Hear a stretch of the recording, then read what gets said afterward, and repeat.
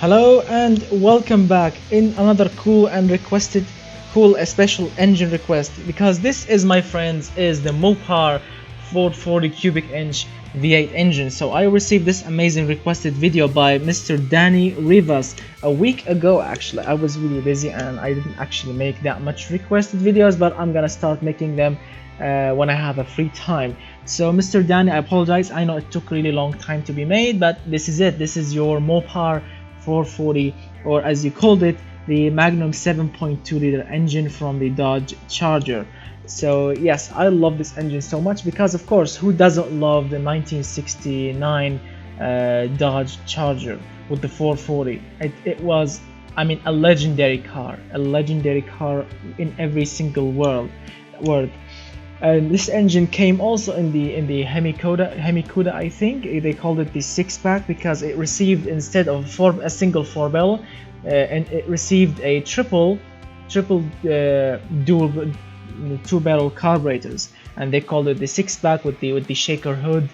What a legend indeed. So this engine, actually, it's a very legendary engine, preferred, actually, as we all know it, in the General Lee. Everyone knows the General Lee, which is that orange Dodge Charger driven by the Duke boys.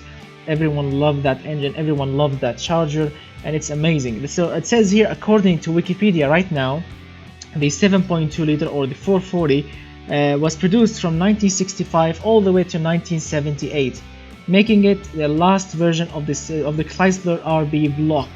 It had a light wall construction, precision cast iron block, cast iron heads, the bore and stroke, high performance, whatever. Everything is so cool, and everything is just absolutely legendary.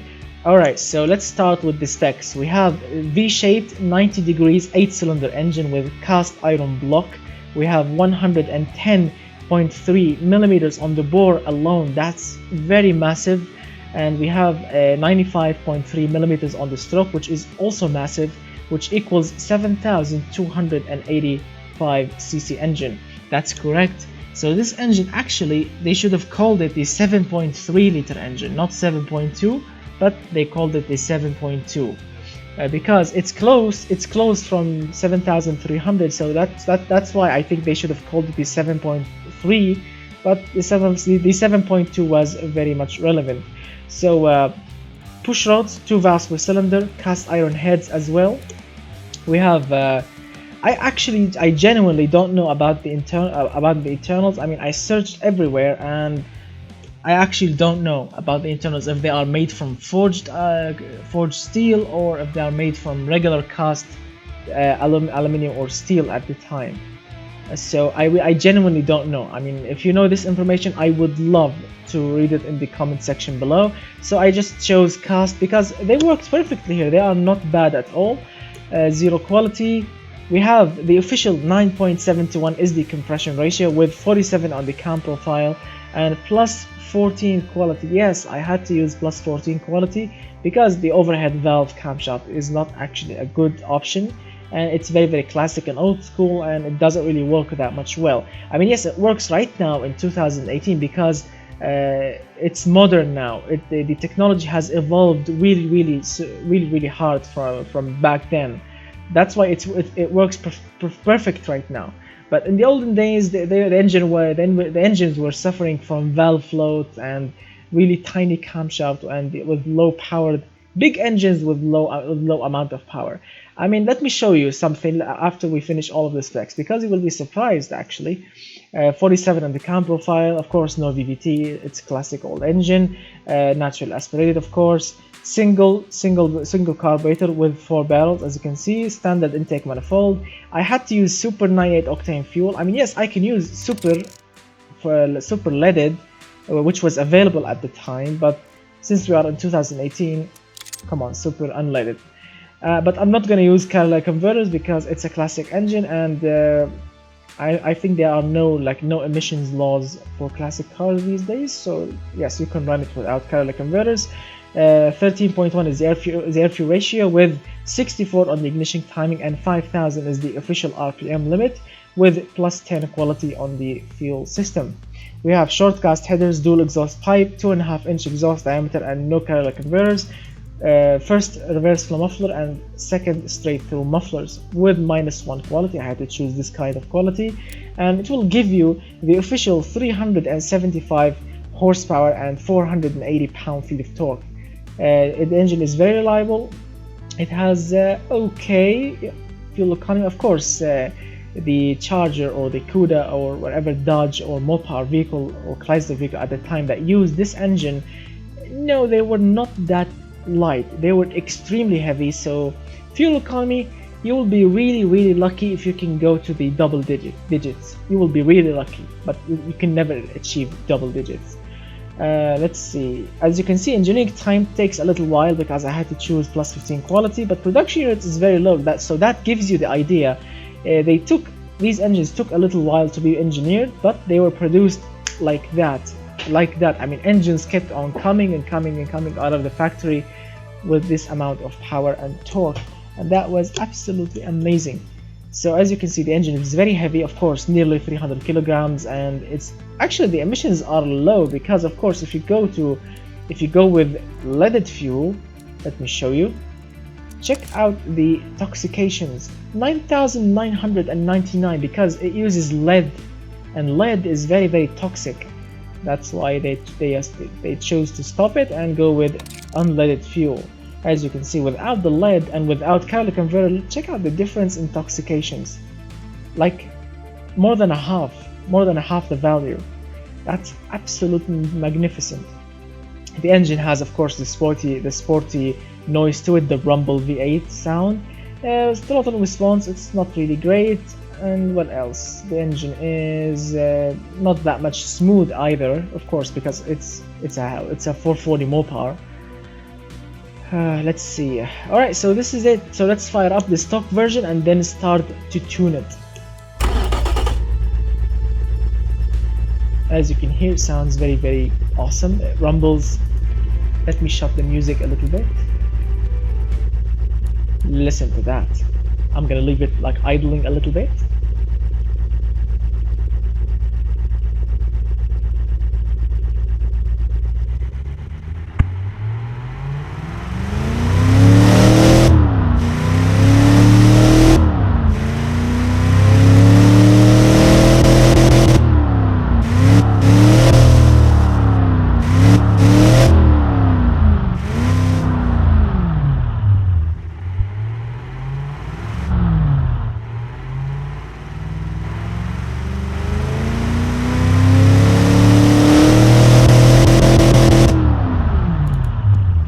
The engine sounds quiet. Actually, it's not that bad, but it's quiet. And as a Dodge Charger lover, I mean, I love the 69, the 70 model. I just love those models. I mean, I adore them. This is like my dream car. I know that sometimes they told you never meet your hero because you will be disappointed. I mean, even I know that the Charger, it's not really a quick car because, you know, we see it in movies like going sideways and smoking the tires.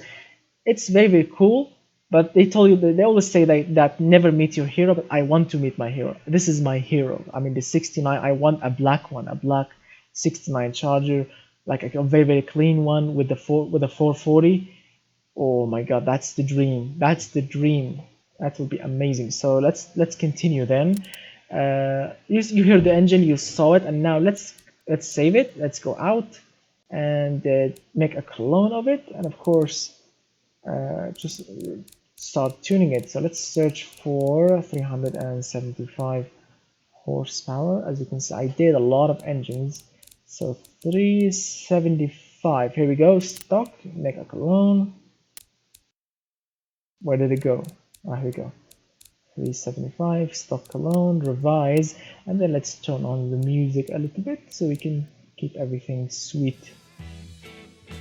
Alright, so let's continue. We have now another clone of this engine. So let's say you bought your dream car and you want to put speed parts on it so you can make more power, so you can make that engine rumble. Of course, the most basic thing you can go with, of course, the exhaust system, because this exhaust system is just rubbish.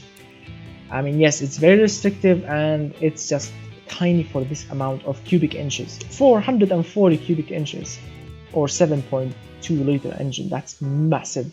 All right, so what should we do with? Of course, you can. There are a lot of aftermarket kits. I mean, when I mean a lot, I mean a lot of aftermarket kits. I mean, in the US, these engines, if you want any kind of speed parts, intake manifold, carburetors, exhaust manifold, camshaft, valves, push rods, valve springs, pistons, connecting rods, a new block, a new cylinder head.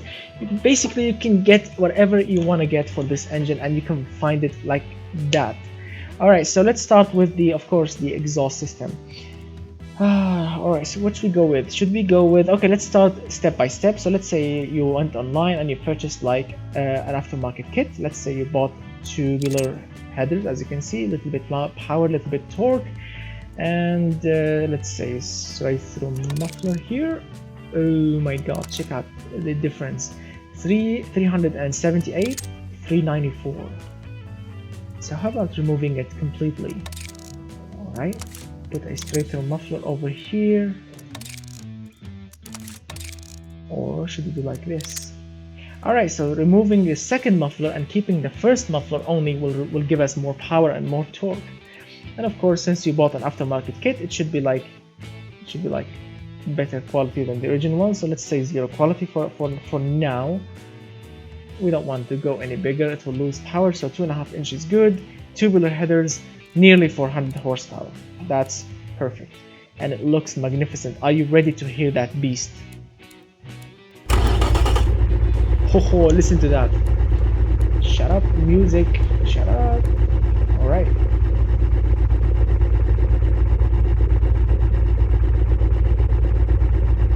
Oh my god, listen to that.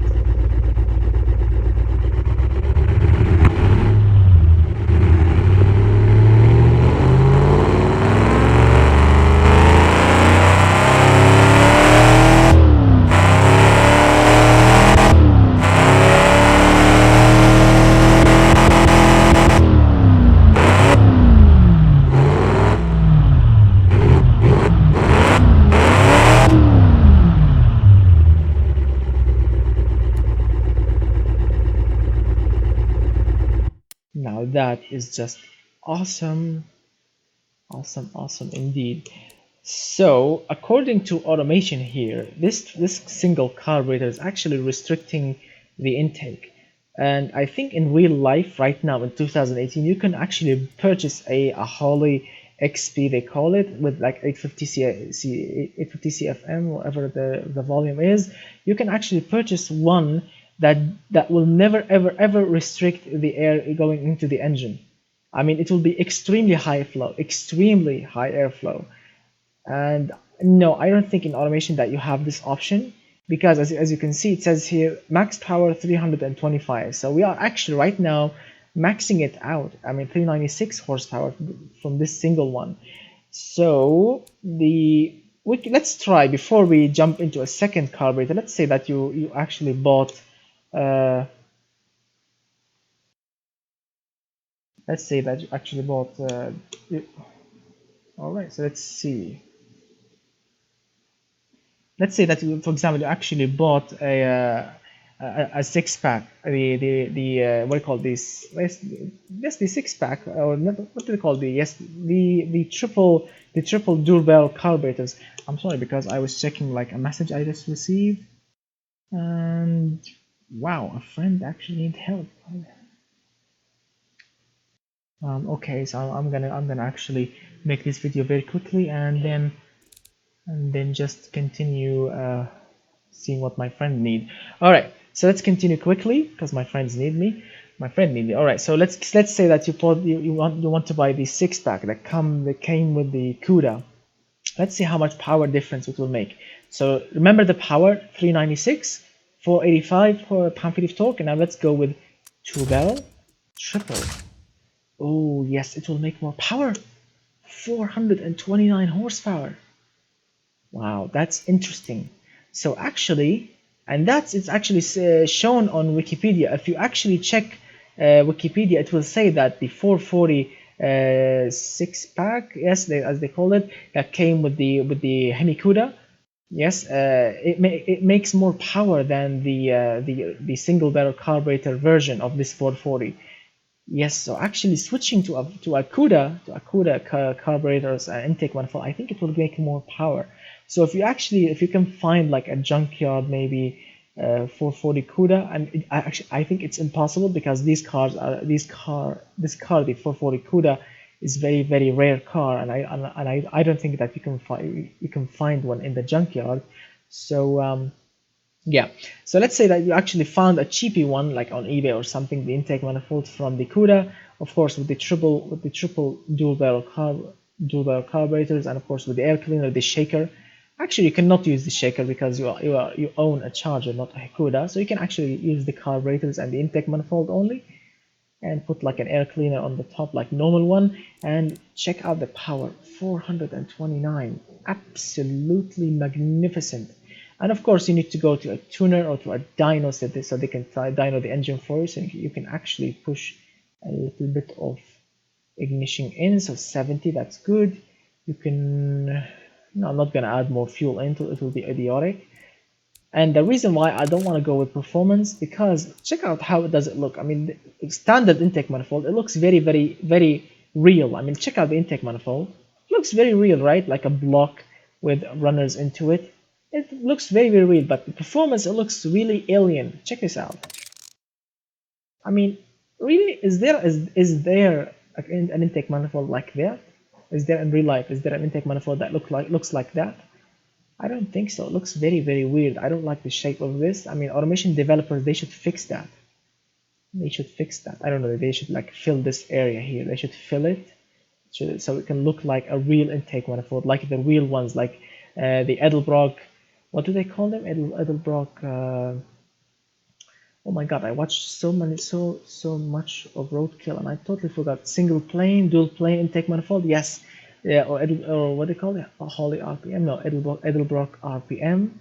Yes, you know these high performance intake manifold. Yeah, I love those intake manifold. The single plane, the dual plane. I think dual plane makes more power and torque. That's what they said.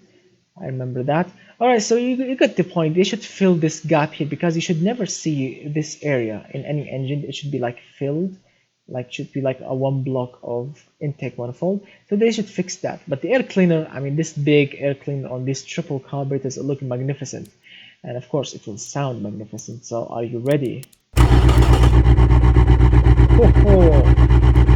But before we start to enjoy it, let's raise the RPM a little bit so we can enjoy the extra noise. So we can go to 6,300. So let's go to 6. Oh, all right, 6,300. Let's go with it.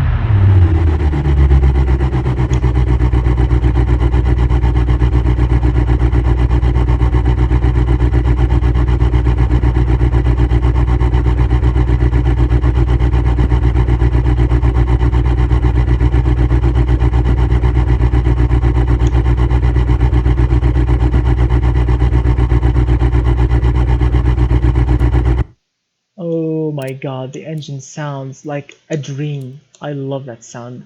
The V8 when it rumbles, oh, it's just perfection. I love V8. I would never ever exchange a V8 for anything else. Even if they make like a V6 with 1,000 horsepower or a V12. I mean V12s are awesome, but nothing like a V8. The V8 when it rumbles, when it burps and rumbles, that is just the dream, my friends. That is just the dream. So so far it's perfect. It's perfect so far. But of course, any hot rodder or any car enthusiast will tell you right now that the stock camshaft, it's not really a great one. So let's try and change it for a better one. So let's see how aggressive we can go. So we have 463 horsepower, 499 pound-feet of torque. So let's go more aggressive and see what's what. So we are actually started to lose torque, which I hate that. So I'm gonna keep the 500 torques right here, 58. That will give me 500 pound-feet of torque, and of course, alright, 500 pound-feet of torque and 478 horsepower. That's awesome. So we have extra headroom actually in the RPM range, not the RPM, sorry, the ignition timing. So let's see also how much aggressive we can go. 484. Alright, so let's go with 86. The reason I'm not going with 6,300 RPM, 484 horsepower, because I mean, I learned that because of you guys. Some guys explained to me in the comment section below that I should leave like extra 200 RPM, you know, as a red line, as an empty space that without any extra power in it. Let me explain it to you scientifically. I should make the power peak or the horsepower to peak earlier than the max RPM, like by 200 RPM or even more, so I can make it to look like a real engine and to sound and to be driven like a real engine when it's in a car. So that's that then. So let's fire it up and hear the new camshaft. Oh.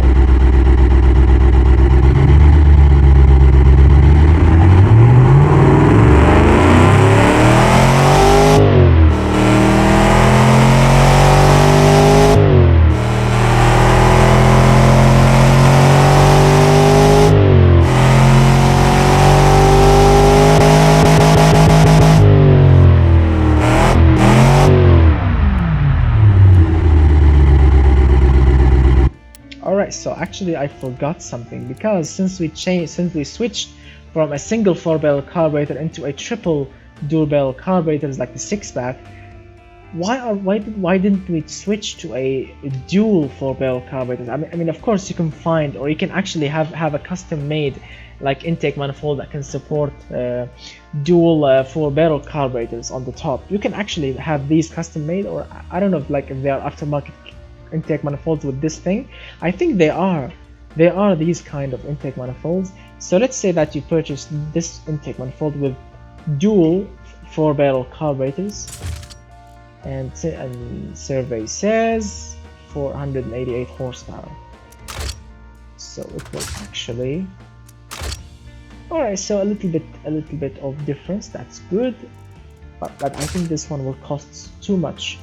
So let's see, a single one, $132. No, not 100. A single one is 1,322. Dual is 2,528. So triple should cost 2,600. And wow.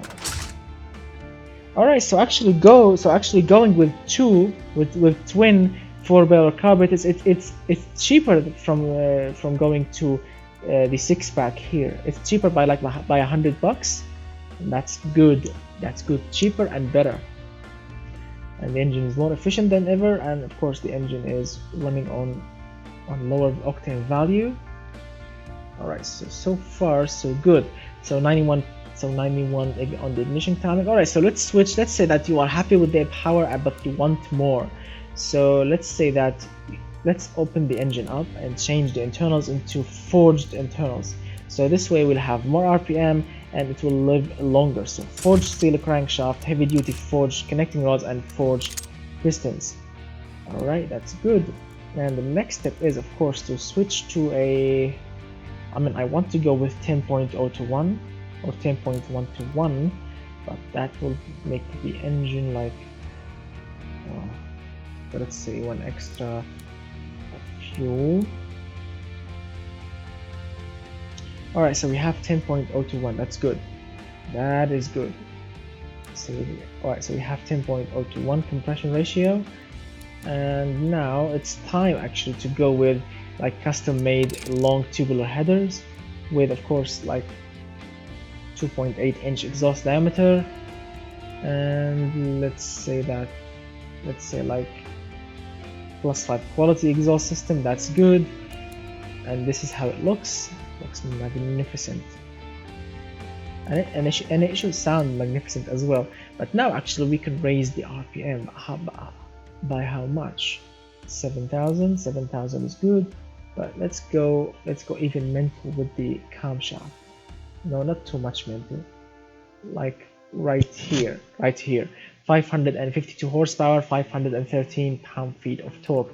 We can actually go with the 10.1 to 1. It's like an official. This is the 10.1 to 1. It's an official compression ratio. Like any hot rodder will say, come on, just take your block to a machine shop, and they will put 10.1 to 1 compression ratio with forged pistons and forged internals, and that's it. Call it a day. And that's what they do, my friend. And of course, you can put like the maximum quality of like +15 quality comcam like extreme or whatever camshaft, so you can make it extremely good. And so 3-inch, no, that's perfect so far. The engine is perfect. I can't wait to run it. Alright, so 92 on the ignition timing. Perfect. Let's fire it up, guys.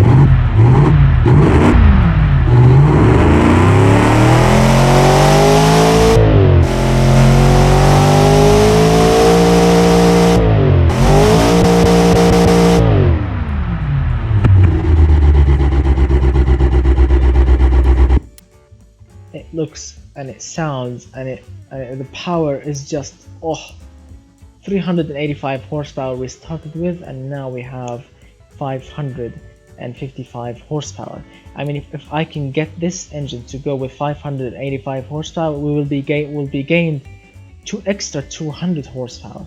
And the torque used to be good, 485. 480 pound-feet of torque, and now it's 517. So we picked up like 37 torques. Good, not bad, but we are very close from gaining 200 horsepower. That's awesome. That's very awesome. So let's see, where should we go? More fuel? No, it will start to lose power.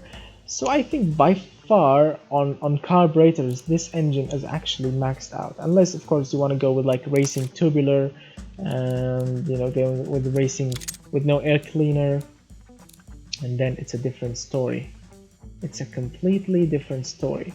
It will be like a racing engine now. It's not a street engine anymore.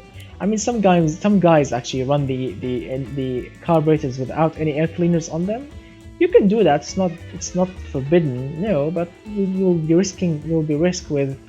have the risk, of course, of destroying your engine if anything gets in.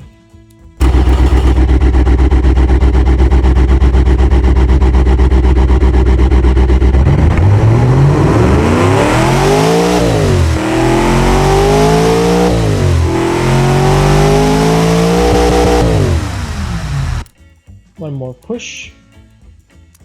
Yes, no mufflers, my friend. That's the answer. No mufflers. Ready? Steady?